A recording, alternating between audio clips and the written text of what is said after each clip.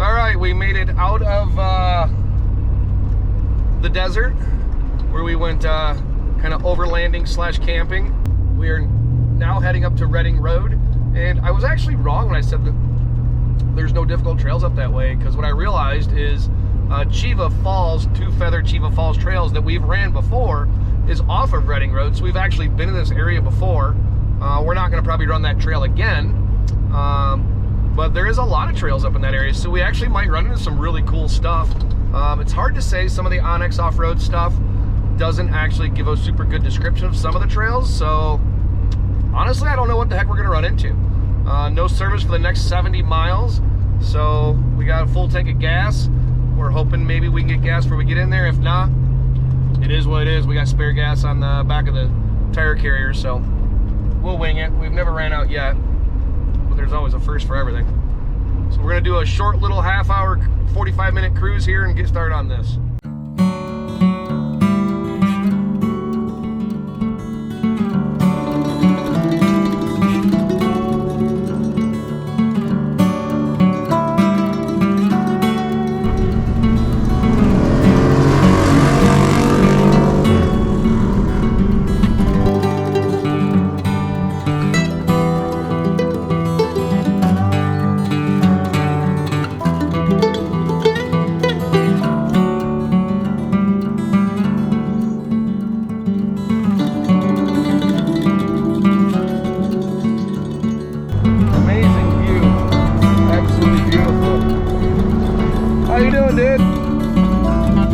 Good day.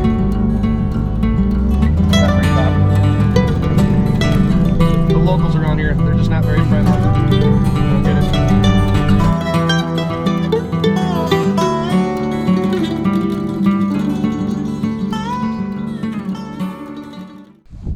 All right, so we left Benson for the second time. Yep.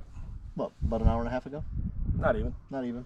Yep. Drove up part of the way, whatever road that was, and now we're on Reddington Pass. Is that what it's called? Yep. Well, that's pretty much what the road was named on the way up to.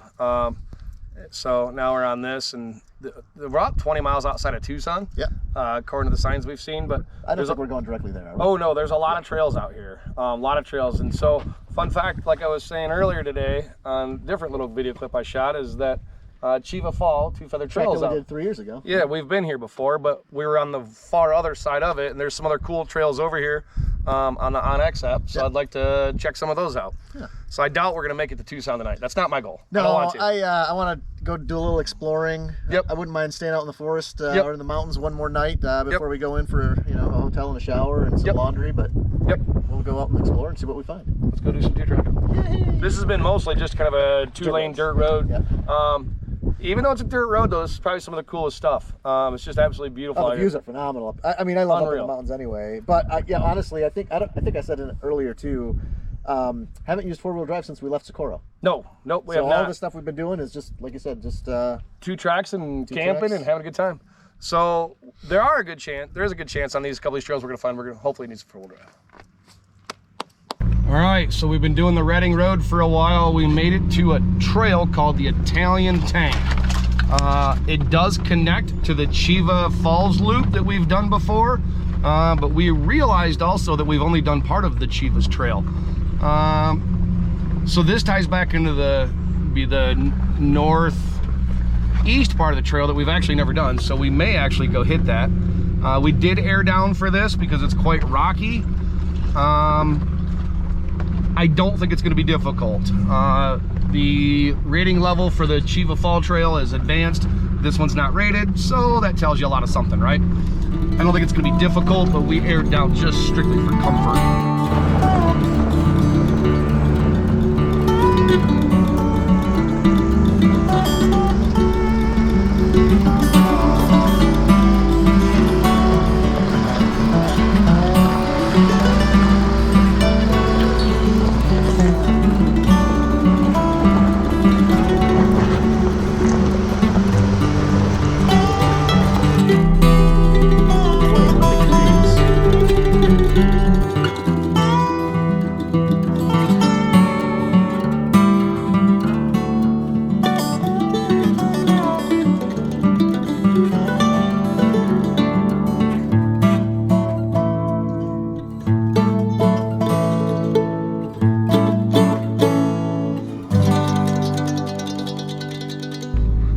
say though, there are a few sections that if you have a baby Jeep with open differentials, meaning baby Jeep stock Jeep, or a stock vehicle, there's a couple sections that might give you a little bit of challenge. I'll give you an example.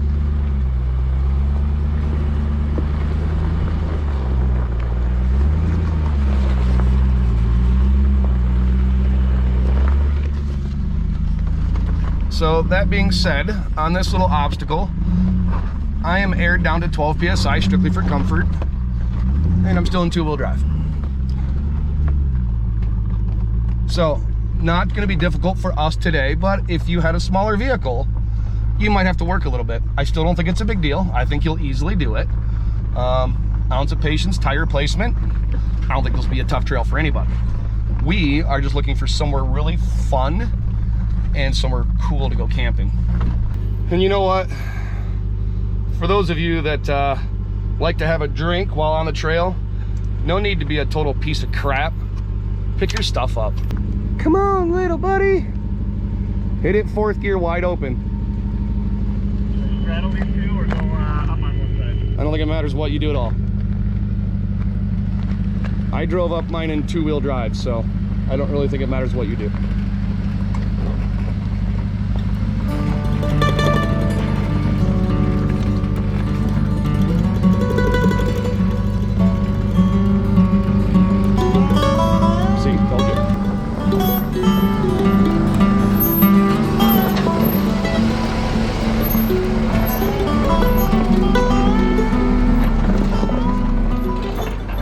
Got a good little hill descent here, but look at the backdrop of all the mountains.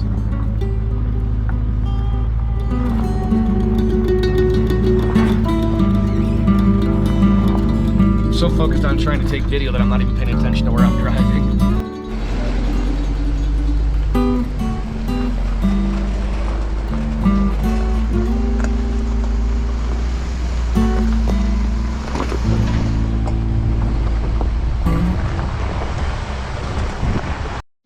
Hey, Bob. Hey, what's up, buddy? I thought we were going to make dinner.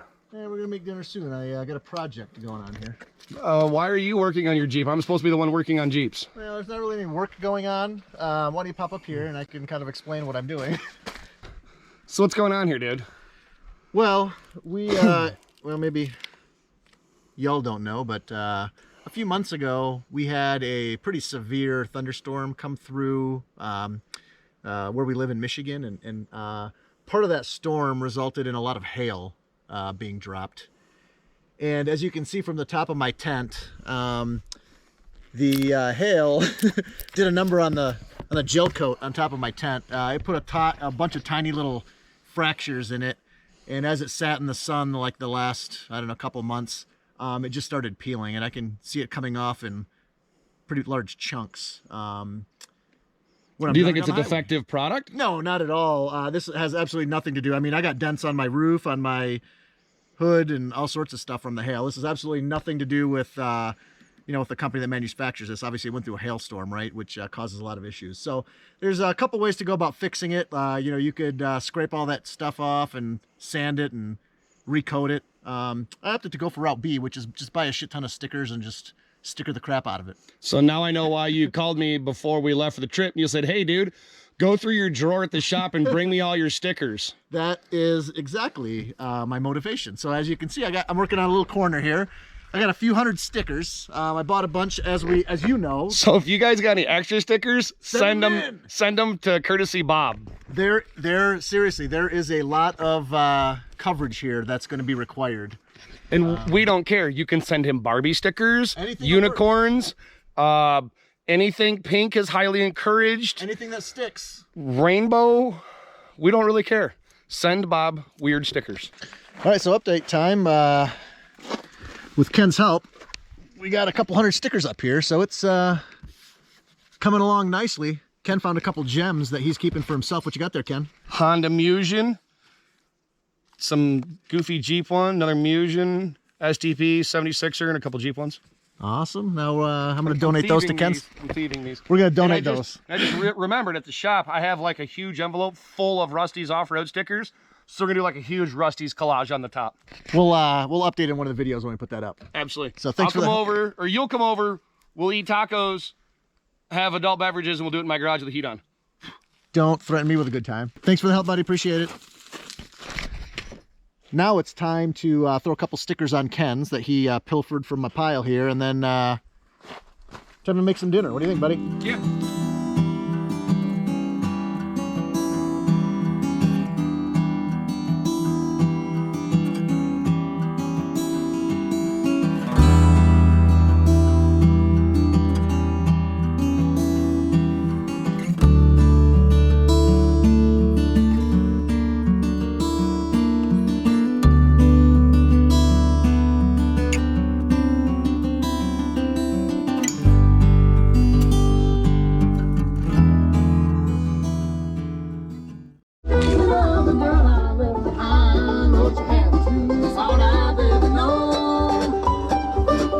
Cheers, buddy. Ken, what happened to your hand, buddy? What happened to your hand? I got a little excess. Whoa. It had nothing to do with alcohol consumption. Ken, what did you do with your hand? I was just exercising and stuff happens. Yeah, it happens. Don't worry, we cleaned it with vodka. It was brutal. We cleaned it with vodka. Now we're gonna fill out an incident report. We have an incident report. It needs the name, address, injuries. Taken to. I don't even know what that means. I might have known what that means before I was drinking. It says details of accident, location. I'm in the desert. Arizona. It's close enough. City. Ooh. Arizona. East of Tucson. Speed. Parked. Speed. Not today. Not today. Maybe tomorrow. Make a sketch of the following. All right, so this is where you draw the wood and the fire. We're parked in a riverbed, and I was playing with the fire. I don't know what to tell you. You got to draw right here. You got to draw the wood and how you were holding it in your hands. How were you standing? How were you holding the wood? Where was the fire pit in relation to your accident? It's a dry riverbed. We're not standing in a river.